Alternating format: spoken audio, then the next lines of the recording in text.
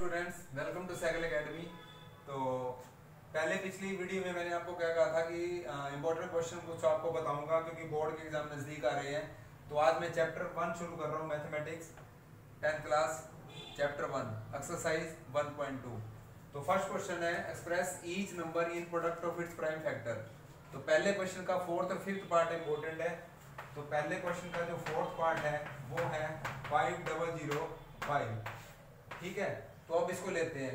तो सबसे पहले जो लास्ट डिजिट 5 है ये 2 की टेबल पे नहीं जाएगी, इसलिए ये 2 पे पूरा नंबर नहीं जाएगा। उसके बाद 3 सबको प्लस करो, कितना आया 10। डिजिटली रूल आपको पता होने चाहिए। 5 और 5 कितना होता है 10। 10 3 पे नहीं जाता, इसलिए 3 पे नहीं जाएगा। कंपोजिट नंबर 4 लेना नहीं है। उसके बाद लास्ट डिजिट 5 पे तभी जाएगा अगर लास्ट में 5 और 0 है। ठीक है, 5 पे तभी जाएगा। अब ये 5 पे जा रहा है तो 5 बन जा 5 0 0 1। अब नेक्स्ट प्राइम नंबर कौन सा है 7। तो 7 पे ट्राई करते हैं। 7 बन जा 7, ठीक है 30। 7 4 जा 28, 7 3 जा 21। अब नेक्स्ट प्राइम नंबर कौन सा है, क्योंकि 7 पे नहीं जाता। 11 बन जा 11, 11 3 जा 33। उसके बाद कितने पे जाएगा प्राइम नंबर, खुद पे जाएगा 13 बन जा 13। तो इसके product of its prime factor क्या बने आपके 5 मल्टीप्लाई 7 मल्टीप्लाई 11 मल्टीप्लाई 13। ये आपका आंसर आ गया। ठीक है, नेक्स्ट है हमारा सेकंड नंबर 7429। इसका नोट डाउन करते रहो साथ साथ। 7429। तो 7429 फिफ्थ क्वेश्चन है ये फर्स्ट पार्ट का। तो अब ये फिफ्थ पार्ट है इसका 7429। अब ये देखो 2 की टेबल पे नहीं जा रहा, प्लस करोगे 3 पे भी नहीं जाएगा। 7 पे ट्राई करोगे नहीं जा रहा, 5 पे नहीं जा रहा, 11 पे नहीं जा रहा, 13, ये 17 पे जाएगा। ट्राई करते रहना, देखना। तो 17 पे जाएगा। 17 4 जा 68। तो कितना रह गया यहाँ पे 62। 17 3 जा कितना हुआ 51। तो 119 आ गया। 17 7 जा कितना होता है 119। तो आपको टेबल 25 तक आनी चाहिए। उसके बाद 19 की टेबल पे करते हैं। 19 2 जा 38, ठीक है कितना रह गया 57। 19 3 जा 57। अब कितने पे जाएगा 13 बन जा 23 बन जा 23। तो आपका आंसर क्या आया 7429 का product of its prime factor 17 19 और 23। ये आपका आंसर आ गया। ठीक है बच्चे, समझ आ गया आपको। अगला नेक्स्ट क्वेश्चन है थर्ड क्वेश्चन का, आपका सेकंड पार्ट है।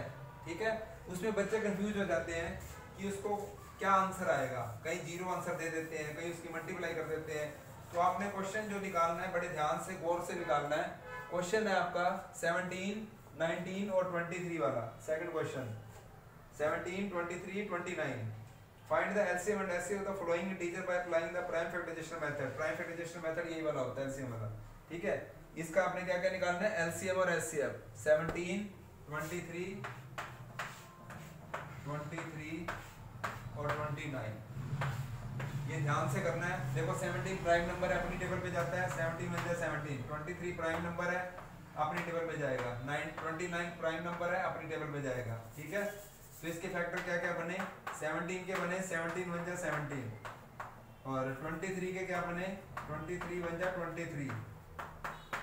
उसके बाद 29 के क्या बने 29 बन जा 29। ये फैक्टर बने आपके पास। अब देखो 1 सबके पास होता है, हर किसी के पास 1 होता है। तो जो एचसीएफ आएगा वो मिनिमम जो एचसीएफ होता है हमारा 1 तो होता ही होता है। ठीक है, तो हमारा जो एचसीएफ आया वो कितना आया 1। ठीक है, एचसीएफ 0 नहीं लिखना, कई बच्चे 0 लिख देते हैं। उसके बाद नेक्स्ट है एलसीएम। एलसीएम करोगे 17 मल्टीप्लाई 23 मल्टीप्लाई 29। इन तीनों की मल्टीप्लाई कर देंगे, जो आंसर आएगा वो आपका एलसीएम का आंसर आ जाएगा। ठीक है, इसकी मल्टीप्लाई कर लेना, आपका आंसर आ जाएगा। तो ये आपका आ गया एचसीएफ और एलसीएम। ध्यान से करना है। एचसीएफ आपका 1 आएगा और एलसीएम इसकी मल्टीप्लाई तीनों की करके आंसर आ जाएगा आपके पास। नेक्स्ट आपका क्वेश्चन है 4, वेरी इंपॉर्टेंट है ये। Given that HCF. अब देखो कई क्वेश्चन होते हैं ब्रैकेट में आपको दे दिया जाएगा। एचसीएफ आपको ब्रैकेट में दे दिया उसने।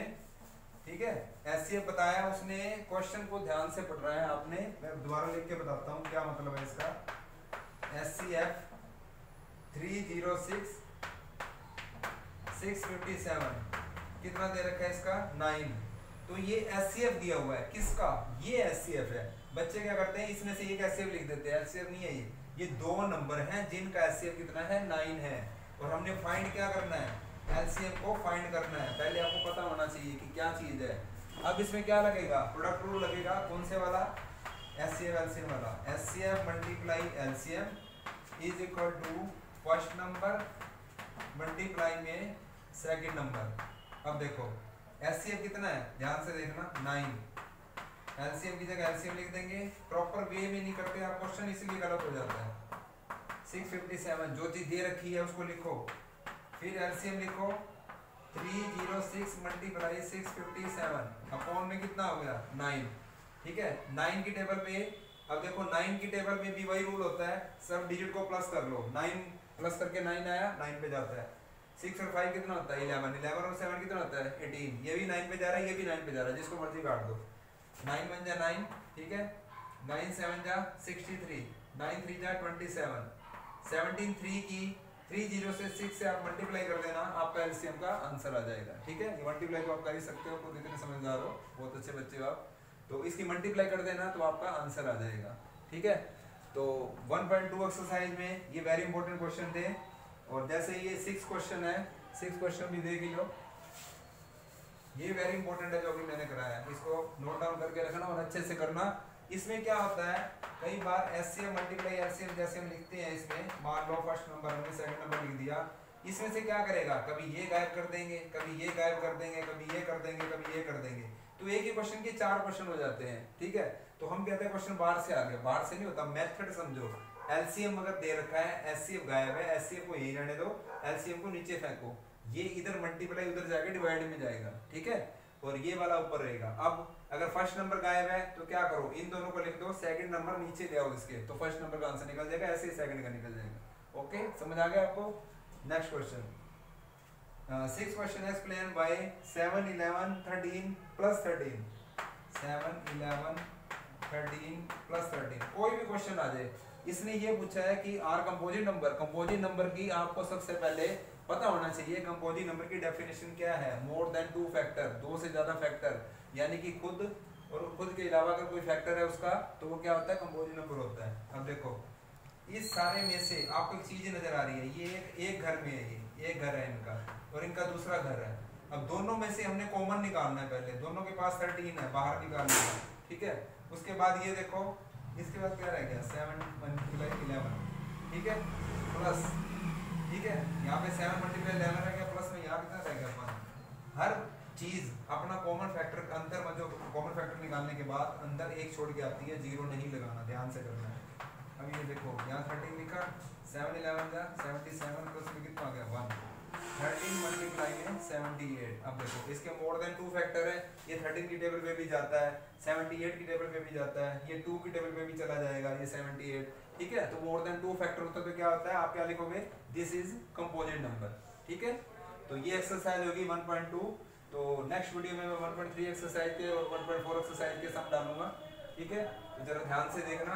अगर आपको मेरी वीडियो पसंद आई है तो लाइक शेयर और सब्सक्राइब करना ना भूलिए, और कमेंट में जरूर लिखा करो नेक्स्ट वीडियो में आपको क्या चाहिए। Okay bye, all the best.